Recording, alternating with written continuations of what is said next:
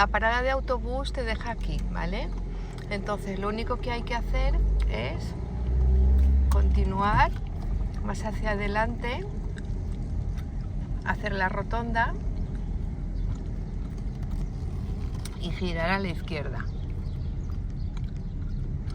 Giramos a la izquierda y cogemos la calle recto.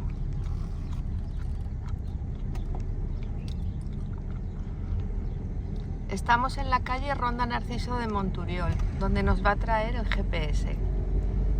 Y nos va a traer, para que con el vídeo se van a ver bien los edificios, nos va a traer a este punto.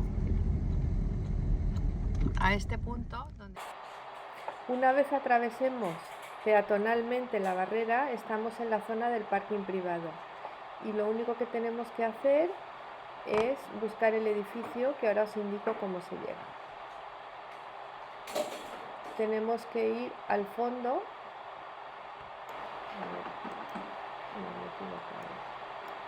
Me he equivocado. Hacer esta curva a la izquierda, inmediatamente está a la derecha.